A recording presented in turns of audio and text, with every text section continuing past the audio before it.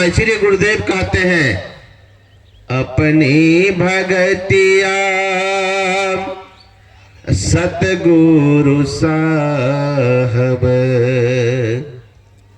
मोहि कृपा करे देहु।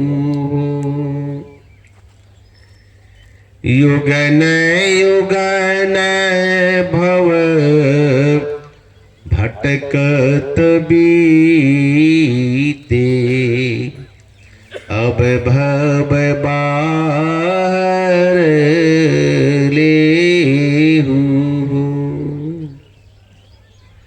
इसी भजन के पद में गुरुदेव कहते हैं क्या, करहु अनुग्रह प्रीतम साहब तुम अंश मैं अंश हो, तुम सूरज में किरण तुम्हारी, तुम वंशक मैं वंश हो। अब गुरुदेव क्या कहते हैं, मोहि तो ही इता नहीं भेद हो साहब, यही भेद भाव दुख मूल हो। करो कृपा ना सो यही भेद ही होयति अनुकूल हो। यही भेद है, अंतर कुछ नहीं है। पानी और पानी के तरंग में कोई अंतर नहीं होता, उसी का है वो रूप। सूर्य के प्रकाश में कोई अंतर नहीं, सूर्य के ही अंदर से वो प्रकाश निकलता है। लेकिन ध्यान दीजिएगा, सूर्य का प्रकाश पूरे जगत में फैला हुआ है। सूर्य का प्रकाश पूरे जगत में फैला हुआ है, लेकिन अगर हम सूर्य को देखना चाहें तो कैसे देखेंगे? सूर्य के प्रकाश से ही सूर्य को हम देख सकते हैं। सूर्य को देखना है तो सूर्य के प्रकाश से ही हम सूर्य को देख सकते हैं। अंधकार में सूर्य दिखाई पड़ेगा नहीं, इसलिए जहां अंधकार है वहां सूर्य तो है ही नहीं। एक बार अंधकार ने जाकर के कहा भगवान से, भगवान देखिए तो इस सूर्य को हमेशा मेरे पीछे पड़ा रहता, मैं जब भारत में रहता हूं तो वहां पहुंच जाता, तो मैं देखा कि भारत आ गया तो मैं छोड़ के अमेरिका चला जाता हूं, तो वहां ये पहुंच जाता है।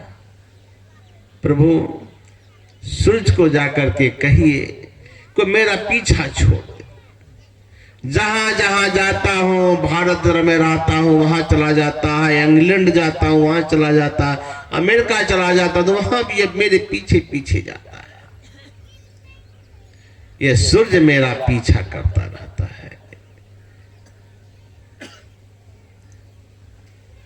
तो भगवान ने कहा ऐसी बात है तो एक काम करो, मैं सूरज को बुलाता हूं, तुम यहीं रहो। अभी तुम्हारे सामने उसको समझा देता हूं कि तुम अंधकार का पीछा क्यों कर रहे हो। भगवान ने कहा मैं अभी सूरज को बुलाता हूं, और जैसे भगवान ने सूरज को बुलाया अंधकार बचेगा? अंधकार तो समाप्त हो गया। बस उनको भ्रम है कि हमारे पीछे पड़ा हुआ, पीछा पड़ा हुआ नहीं है। अरे जहां सूरज का प्रकाश होगा अंधकार अपने ही चला जाएगा, अपने चला जाएगा। उसी प्रकार हम आप संसार में दुखी हैं, हम आपको लगता है कि शायद हमको धन नहीं है इसलिए हमको दुख है, हमको मकान सुंदर नहीं है इसलिए हम दुखी हैं, हमको सुंदर वस्त्र नहीं है इसलिए हम दुखी हैं। लेकिन ऐसी बात नहीं है। हम आप दुखी हैं तो एकमात्र परमात्मा के बिछुड़न के कारण। हम आप परमात्मा की संतान हैं और जब तक हम आप परमात्मा किसी बिलग रहेंगे, परमात्मा से दूर रहेंगे, तब तक हम आप दुखी रहेंगे। बच्चे को शांत कीजिए, एक आदमी लगे रहिए बच्चे पे। हम आप परमात्मा की संतान हैं और जब तक हम आप परमात्मा को नहीं प्राप्त कर लेंगे तब तक हम आप दुख से बाहर हो नहीं सकते हैं, तब तक हम दुख से बाहर नहीं हो सकते हैं। संत महात्मा कहते हैं वही परमात्मा है सत, और ये संसार क्या है? ये संसार असत है। सत किसको कहते हैं?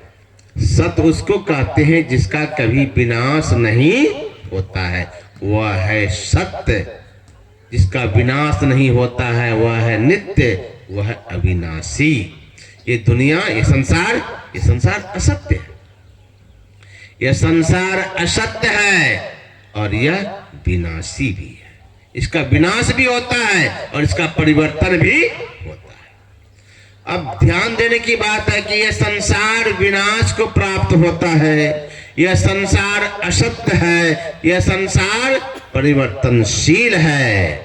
तो जब संसार ही परिवर्तनशील है तो हम आप पर, संसार ही असत्य है, संसार ही विनाशी है, तो इनसे मिलने वाला सुख हम आपको सत्य, नित्य और अविनाशी कहां से होगा? इसलिए संसार का जो भी सुख मिलता है थोड़ा देर मिलता है, नहीं लगता सो बात नहीं है। संसार के पदार्थों में भी सुख लगता है। ये हम आपकी व्यवहारिक जीवन की बात है। हम आप किसी भी सुंदर रूप को देखते हैं, चाहे टेलीविजन देखते हैं, जो जिस भाव के लोग होते हैं, जो भक्त भाव के होते हैं, वो बैठ के सत्संग सुनते हैं, कथा सुनते हैं, प्रवचन सुनते हैं। जो भक्त भाव के रहते हैं, जो संसारिक भाव के होते हैं, जो जिस प्रवृत्ति का होता है वो वही, जो भक्त प्रवृत्ति का होगा वह निकालेगा सत्संग प्रवचन कहाँ हो रहा है, कथा कहाँ हो रहा है, टीवी वही निकाल के देखेगा। आज जो संसारिक प्रवृत्ति का होगा वह खोजेगा कौन नया सिनेमा निकला है, उसी को खोज खोज के देखेगा। अच्छा, वह देखता है सिनेमा, और जो भक्त होते हैं वह देखता है कथा, सुनता है कथा, देखेगा रामायण, देखेगा महाभारत, देखेगा विष्णु पुराण। जो विष्णु पुराण के प्रेमी हैं, जो महाभारत के प्रेमी हैं, जो कथा के प्रेमी हैं, जो सत्संग के प्रेमी हैं, उनको कथा सुनने में, और बगल में अगर कोई टेलीविजन में सिनेमा चला दे, वो अगर आ जाए, क्या लगा दिया तुम, कथा लगाओ। अब हमको कथा में सुख लगता है। अब देखिए, संसार के पदार्थों में अगर सुख लगता होता तो सबको एक समान लगता होता है, लेकिन नहीं लगता है।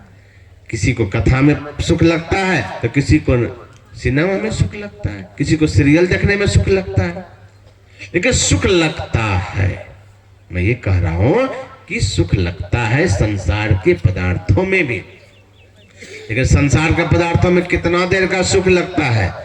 अरे हम लोग, कोई सिनेमा देखता है, कोई देखने वाला लड़का देखिएगा, सिनेमा कितना बार देखेगा, 2 बार 4 बार, फिर नया सिनेमा खोजेगा, देखो कोई नया फिल्म आया है कि नहीं, सीरियल खोजेगा, नया सीरियल चला है कि नहीं।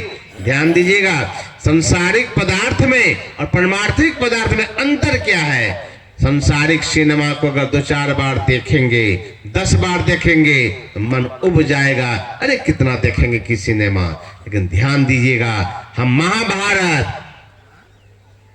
क्या कहते, रामायण, विष्णु पुराण, सत्संग, कथा, ये आज से नहीं, अरे जब से सृष्टि है, जब से इसका निर्माण हुआ है रामचरितमानस का, यो कहिए जब से रामचरितमानस का निर्माण हुआ, जब से महाभारत को लिखा गया, जब से वेद शास्त्र को लिखा गया, हम वही एक वेद मंत्र, वही रामायण, वही विष्णु पुराण वर्षों से पढ़ रहे हैं, वर्षों से सीरियल वही रामायण का सीरियल देख रहे हैं। आज भी अगर टीवी में चला दिया जाता है तो किसी का मन उबता नहीं है, लगता है सब काम धंधा छोड़ के उसी को देखते रह जाए। श्री सतगुरु महाराज की। क्यों?